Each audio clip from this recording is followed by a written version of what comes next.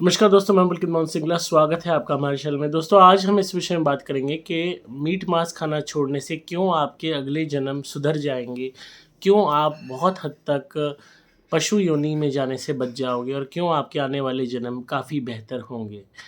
दोस्तों, जब भी आप मांस खाते हो, मीट खाते हो, किसी भी तरीके के जानवर को की लाश का सेवन करते हो, चाहे वो मछली है, चाहे वो मुर्गा है, चाहे वो बकरा है, चाहे वो सूअर है, चाहे वो कोई भी जानवर है, चाहे ऑक्टोपस है, किसी भी जानवर का आप मांस खा रहे हैं, तो इस बात को समझिए।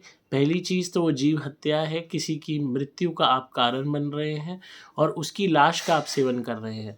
तो पहला पाप आप पे लगा किसी जानवर की मृत्यु का, क्योंकि उसकी मृत्यु आपके कारण हुई, क्योंकि आपकी जीवा के स्वाद के लिए उसकी हत्या करनी पड़ी, तभी उसका मांस आपके खाने के योग्य बना, इस्तेमाल में आया। अब सीधा जानवर को तो आप एनिमल किंगडम की तरह जानवर पकड़ के सीधा मुँह से तो खाने नहीं लगते हो, ज़िंदा तो नहीं खाते, उसको पहले मारते हो, उसकी हत्या करते हो। तो आप उस जानवर वाली प्रवृत्ति को करते हो कि वो जानवर डायरेक्ट खाने लगते हैं, आप किसी न किसी हथियार के माध्यम से जानवर को मार के फिर उसके बाद उसकी लाश को काट के उसके मांस को आप खाते हो, उसके अंदर के अंग निकाल देते हो। तो पहला तो ये पाप हुआ कि उसको उसके जीवन से वंचित किया गया। जिस योनि में वो उसको जन्म मिला, उस योनि को उसने भोगना था और उस योनि को भोगने से आपने रुकवा दिया। सपोज़ किसी मुर्गे का ही ले लो, उसकी ज़िंदगी लिखी थी लंबी, उसको वो भोगनी थी योनि, पर आपने उससे पहले ही उसको काट के आपने खा लिया, तो वो उस योनि को भोग नहीं पाया। उसका भोगने का आपके ऊपर असर आएगा, क्योंकि आपने उसके कर्म में हस्तक्षेप किया, उसको उस जो जून है उससे हटाया।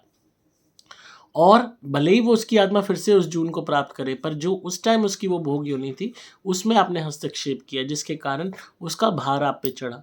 दूसरा भार आप पे जीव हत्या का चढ़ा कि आप किसी की मृत्यु का कारण बने। तीसरा, जब आप उसके मांस को खाते हो, जितनी भी जानवर की योनियाँ होती हैं, निम्न स्तर की योनियाँ मानी जाती हैं, क्योंकि यहाँ आत्माएँ दंड भोगने के लिए आती हैं। जब भी इनकी ज़िंदगी इतनी कठिन से होती है और ये पूरी तरीके से लाचार होते हैं। कोई भी जानवर, कोई भी पशु-पक्षी, कोई भी इंसान इनको इनकी हत्या कर सकता है, इनके मांस को खा सकता है और ये जो पूरी कुदरत है उसी पे डिपेंडेंट रहते हैं। कभी भी अपने लिए कंस्ट्रक्टिवली ह्यूमन्स की तरह अपने लिए कोई भी डिफेंस, बचाव ये चीज़ें नहीं कर पाते हैं एंड इसीलिए इनकी लाइफ स्पैन भी काफ़ी शॉर्ट कुदरती रूप पे ही होता है, शॉर्ट। और आप उसको और कम कर रहे हो और उसको वक़्त से पहले उसको मार के उसके मांस को खा रहे हो, तो उसके कर्म में आपने हस्तक्षेप कर दिया। वो जो भोगने के लिए इस धरती पे आत्मा आई थी, मुर्गे के शरीर में या बकरे के शरीर में या सूअर के शरीर में या कुत्ते के शरीर में या किसी भी जानवर के शरीर में, तो वो जो भोगने के लिए आया था, उसको आपने वक़्त से पहले रोक दिया और उसकी आत्मा को उस पूरे सिस्टम को भोगने नहीं दिया, जिसका लिए उसको वो शरीर मिला था। तो वो जो कर्म में हस्तक्षेप करना सबसे बड़ा पाप माना जाता है और उसके कारण जब आप दूसरे के कर्म में हस्तक्षेप करते हो, तो वही चीज़ आपको भुगतनी पड़ती है। तो हो सकता है आने वाली आपकी योनियों में आपको इस तरीके का पशु शरीर प्राप्त हो जाए, क्योंकि आपने उस पशु के कर्म में हस्तक्षेप किया। उसके अलावा जीव हत्या का पाप, उसको वक़्त से पहले आपने मृत्यु दी, उसका पाप, और किसी और ने भी दी, तो भी आपके कारण दी, क्योंकि आपको उसकी लाश खानी थी, उसके मांस को खाना था। तो उसकी लाश को खाने के लिए, जानवर की लाश को खाने के लिए आपने अपनी जो है इच्छा जताई, जभी किसी भी कसाई ने उस जानवर को मारा। उसके अलावा हर आत्मा जो शरीर में वास करती है, उसकी अपनी ऊर्जा होती है, ऑरा होती है। जब हम किसी के साथ बैठते हैं, किसी के साथ बात करते हैं और वो इंसान नेगेटिव होता है, बुरा होता है, तो ऑटोमेटिकली उसकी नेगेटिविटी हमारे अंदर आने लगती है, हम फ़ील करते हैं नेगेटिव ट्रेट।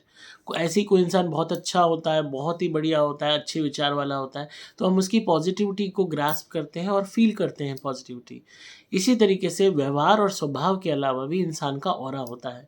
हर आत्मा का ऑरा होता है, मलिन आत्मा, अच्छी आत्मा, बुरी आत्मा। अब पशु योनियों में जितनी भी आत्माएँ होती हैं, इनके अंदर वो जो नेगेटिविटी कहीं न कहीं होती है, जिसके कारण इन्हें वो योनि प्राप्त हुई होती है। और जब आप उसके मांस को खाते हो, तो वो नेगेटिव ट्रेट्स, वो नेगेटिव ऑरा आपके अंदर भी आता है। आप भी उसके हकदार बनते हो, क्योंकि आप उसके मांस का सेवन कर रहे हो। चाहे आप उसका दिल खा रहे हो, चाहे उसके कलेजी खा रहे हो, चाहे उसका मांस खा रहे हो, किसी भी शरीर के भाग का वो खा रहे हो, उसका असर, उसकी नेगेटिविटी उस ऑरा की नेगेटिव साइड आपके साथ भी अटैच होती है, जिसके कारण आपकी ज़िंदगी में भी नेगेटिव ट्रेट आते हैं। क्यों बहुत लोग हैं जो ज़िंदगी में आगे नहीं बढ़ पाते मांस खा के? क्योंकि उनका सूर्य डाउन हो जाता है, सूर्य ग्रह उनका पीड़ित हो जाता है जैसे ही आप मांस खाना शुरू करते हो, मीट खाना शुरू करते हो, अंडा शुरू करते हो, क्योंकि ये ऑटोमेटिकली ग्रहों पे असर डालते हैं। अब क्यों शरीर में बीमारियां उत्पन्न होने लगती है मांस के कारण? आपका शुक्र दूषित हो जाता है, आपका मंगल दूषित हो जाता है, आपका केतु और राहु और शनि नेगेटिव रूप में एक्टिवेट हो जाता है। तो इतने सारे ग्रह आपके पीड़ित हो जाते हैं जिसका असर आपके काम धंधे पे, आपकी निजी ज़िंदगी में, आपके शरीर पे, हर तरफ आता है। और साथ में जो नेगेटिव ऑरा अटैच हुआ है उस जानवर को का मांस खाने के कारण, वो भी, और जीव हत्या का पाप भी, और साथ ही साथ जो आपने उसके कर्म में हस्तक्षेप करके उसको वक्त से पहले आपने उस योनि से लेकर आपने उसके शरीर को खा लिया, उसको उस जानवर की योनि से हटा के, हालांकि उसकी आत्मा फिर हो सकता है जानवर की योनि प्राप्त करे, पर आपने उसकी पीड़ा डबल कर दी। वो हो सकता है मुर्गे की योनि के बाद हो सकता है उसको जन्म अच्छा मिल सकता था या मुक्ति को प्राप्त कर जाता, उसका कौन सा जन्म है आप नहीं जानते। और आप ये भी नहीं जानते 84 लाख योनियों में से कौन से वाला जन्म किसका, हर एक के लिए योनि का सिस्टम अलग है, हर जन्मों का सिस्टम अलग है उनके कर्मों के हिसाब से। अब फॉर एग्जांपल एक कुत्ता है, पूरी ज़िंदगी वो अपने मालिक के साथ लॉयल है, उसने कोई बुरा कर्म नहीं किया, हो सकता है उसी लाइफ स्पैन में 10-12 साल में उसके इतने उम्दा कर्म हो गए हों, क्योंकि वो इतना ज़्यादा लॉयल है अपने मालिक के प्रति, कि बाद में उसको उस जो है कुत्ते की जून से ही छुटकारा मिल जाए। और आप ऐसे में उस जानवर को अगर मारते हो या उसका मांस खाते हो या उसकी हत्या करते हो, तो आप बीच में ही उसके कर्म को आपने रोक दिया, उसको प्रेत योनि में पहुंचा दिया। हालांकि जानवर पशु प्रेत योनि में नहीं जाते, बहुत रेयरेस्ट जाते हैं, तुरंत इनको अगले जो है योनि प्राप्त हो जाती है, अगला जन्म प्राप्त हो जाता है। तो अगला जन्म जो उसको प्राप्त हुआ, अगर वो दोबारा पशु का हुआ तो आपने उसकी पीड़ा डबल कर दी। हो सकता है अगर उसको आप उस पशु को नहीं मारते तो उसको अपना लाइफ स्पैन पूरा करके मुक्ति पा लेता अपने कर्मों के सुधार के कारण, या मानव शरीर पा लेता। ये चीज़ तो कोई भी जानकारी नहीं रखता ना, इसके प्रति तो कोई ठप्पा नहीं लगा सकता इस बात का कि नहीं ये इंसान जो बना है वो इंसान ही बनेगा हमेशा, या जो जानवर बना है जानवर ही बनेगा। इस चीज़ का तो आप किसी भी तौर पे श्योरिटी से कह ही नहीं सकते, क्योंकि सारी चीज़ कर्मों के ऊपर बेस्ड है। जैसी प्रवृत्ति हमारी होगी वैसा ही शरीर हमें प्राप्त होगा। तो अभी हमें मानव शरीर प्राप्त हुआ, हमने पास्ट में कोई अच्छे कर्म किए होंगे कि हमें मानव प्रवृत्ति के कारण मानव शरीर प्राप्त हुआ। पर इस जन्म में अगर हम पशु का सेवन करते हैं, जानवरों को खाते हैं, तो हमारे अंदर भी वैसी ही जानवरों वाली प्रवृत्ति पैदा होनी शुरू हो जाएगी। हमारे बिहेवियर में, हमारे एटीट्यूड में, हमारे अंदर एक्सेसिव चाहे सेक्सुअल लस्ट आ जाए, या हमारे अंदर एक्सेसिव गुस्सा एग्रेशन आ जाए, या हमारे अंदर और अदर नेगेटिव हैबिट्स आ जाए, तो जैसी हमारी प्रवृत्ति होती जाएगी वैसा ही हमें नेक्स्ट जन्म प्राप्त होगा। और अपने इस लाइफ स्पैन में 50 साल, 60 साल, 70 साल, 80 साल, 90 साल, अगर आपने पूरी ज़िंदगी खूब मांस खा लिया तो सोचो कितने लाखों करोड़ों जीवों की हत्या का पाप आप लेके इस दुनिया से जाओगे। और आपने कितने लाखों जानवरों की लाश आप अपने शरीर में खा चुके होंगे। तो जब आप जाओगे इस दुनिया से तब आपकी आत्मा को शाबाशी तो मिलने से रही, फिर क्या योनि मिलेगी, क्या जन्म मिलेगा, वो तो ईश्वर ही जानता है। पर वो जन्म मानव प्रवृत्ति को छोड़ के अगर पशु प्रवृत्ति से प्रेरित होकर मिला, तब आपकी आत्मा दुख पाएगी। तो इसीलिए जब भी अगर आप अभी भी वक्त है, अगर आप अभी भी मीट मांस छोड़ देते हैं, नॉनवेज खाना छोड़ देते हैं, तो आप खुद देखेंगे अपने जीवन में बेहतरी, आप देखेंगे आपके कर्म सुधर रहे हैं, आप देखेंगे कि आपके अंदर गुस्सा कम आ रहा है, आप देखेंगे आपकी एक्सेसिव सेक्सुअल लस्ट कम हो रही है, आप देखेंगे आपका मन सात्विक हो रहा है, पूजा पाठ में लग रहा है, आप देखेंगे कि जो आपके काम रुक रहे थे वो बनने शुरू हो गए हैं, आप देखेंगे आपके पितरों का प्रकोप ठीक होना शुरू हो गया, पितर ठीक होकर शांत होने लगे हैं, आप देखेंगे शरीर से जुड़ी हुई बीमारियां कम होने लग गई हैं, आप देखेंगे कि आपके ग्रह सुधरने शुरू हो गए हैं, आपका मंगल, शनि, केतु, राहु, सूर्य, शुक्र, ये और आपके जो इनकी कंजक्शंस हैं वो भी आपको पॉजिटिव परिणाम देनी शुरू हो गई हैं।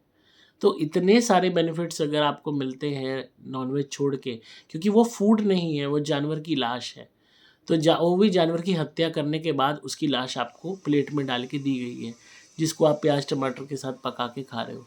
अगर आपके अंदर हिम्मत है तो डायरेक्ट आप जानवर को बाकी जानवरों की तरह खा के दिखा सकते हो। कि कोई भी मुर्गा जा रहा है, कोई भी बकरा जा रहा है, सीधा आप अपने मुंह से गुटखा भर के उसको कच्चा खा सकते हो जैसे बाकी जानवर खाते हैं? नहीं खा सकते ना। आपको तो या तो उल्टी आ जाएगी, या आप घबरा जाओगे, या आपका दिल धड़केगा, या आप रो पड़ोगे। कितना ही मांस खाने वाला इंसान हो, वो पशु की तरह एकदम से उसको नहीं खा पाएगा। दिल काँप उठेगा, क्योंकि जब आप उस जानवर की आँखों में देखोगे, उसकी वेदना देखोगे, उसके आँसू बहते हुए देखोगे, उसकी डर और दहशत देखोगे, उसका दिल तेज़ी से धड़कता देखोगे, आप नहीं खा पाओगे।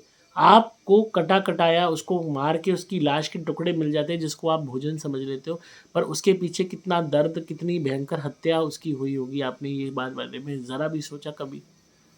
तो इस बात को सोचिए कि अगर आप मांस लेके आ रहे हो कहीं से, इट डज़न्ट मीन कि आप उस पाप से बच जाओगे।